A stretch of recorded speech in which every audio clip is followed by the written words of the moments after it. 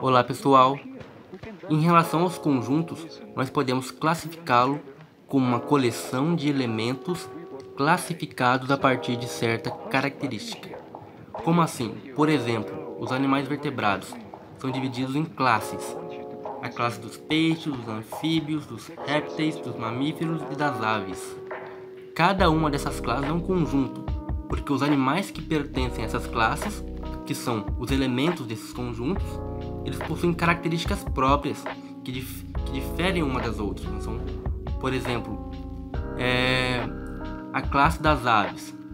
Os animais que pertencem a essa classe, a esse conjunto, possuem uma característica que nenhum outro animal de nenhuma outra classe possui. Elas possuem penas. Em relação aos peixes, eles respiram por brânquias. Então, são características que diferem uma das outras. Daí a definição, coleção de elementos classificados a partir de certa característica.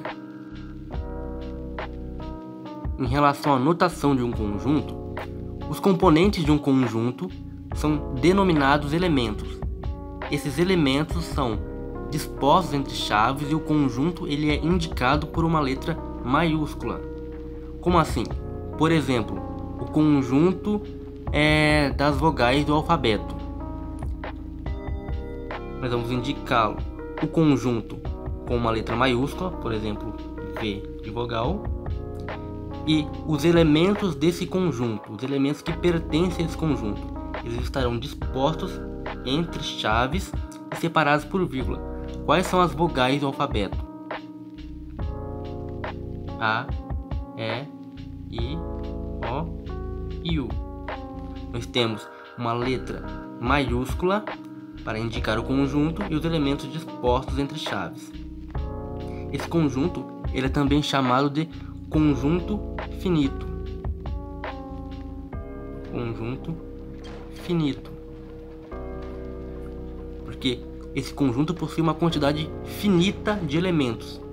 Mas há também conjuntos infinitos, ou seja, conjuntos que possuem uma quantidade infinita de elementos. Por exemplo, o conjunto dos números naturais. Começa no 0. 0, 1, 2, etc. Ou seja, possui infinitos elementos, denominado conjunto infinito.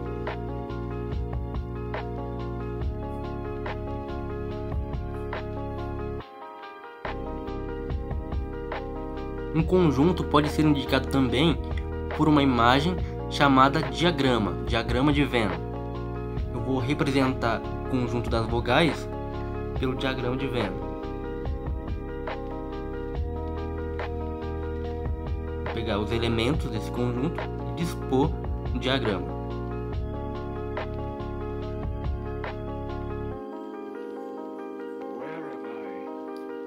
Quando eu quero dizer que um elemento pertence a um conjunto, eu utilizo esse símbolo. Esse símbolo significa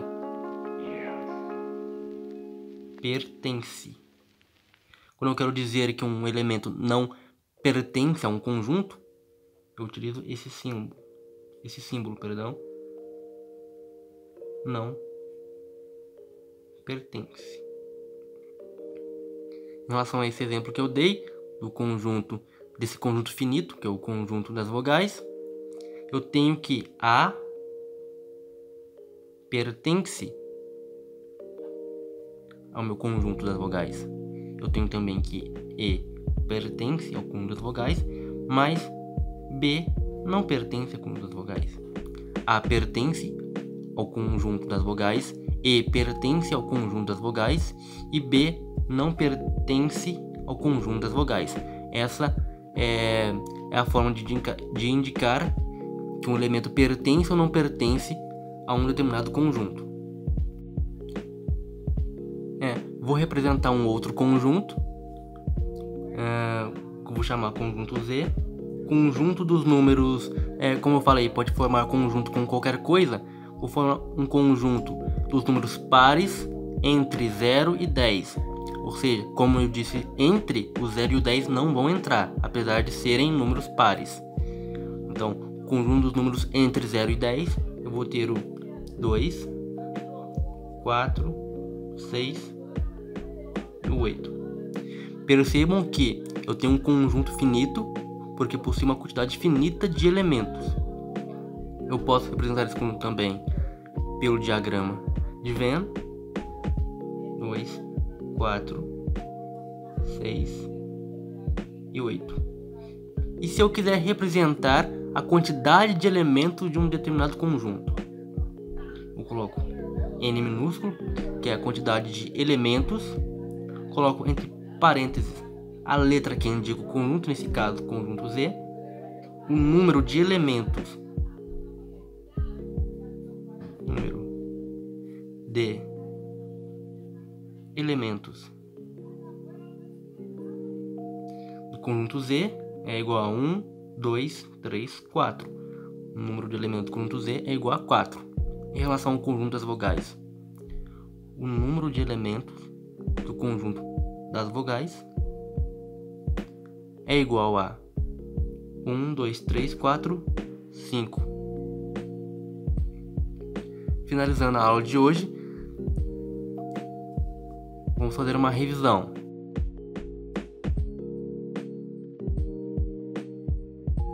Em relação aos conjuntos, podemos defini-lo como uma coleção de elementos classificados a partir de certa característica. Ou seja, nós agrupamos os elementos a partir de algo que eles têm em comum. Diante disso, dei alguns exemplos de conjuntos, sendo que alguns são conjuntos finitos, ou seja, possuem uma quantidade finita de elementos. Outros são conjuntos infinitos, possuem uma quantidade infinita de elementos. Nós também indicamos os símbolos quando algo, ou seja, um número, um objeto ou alguma coisa pertence a um conjunto, quando esse elemento pertence ou não a um conjunto. E indicamos também o número, a forma de representar o número de elementos em um conjunto. Eu espero que vocês tenham gostado dessa aula. Se gostaram, clique no gostei, comentem e ajude a divulgar. Até mais!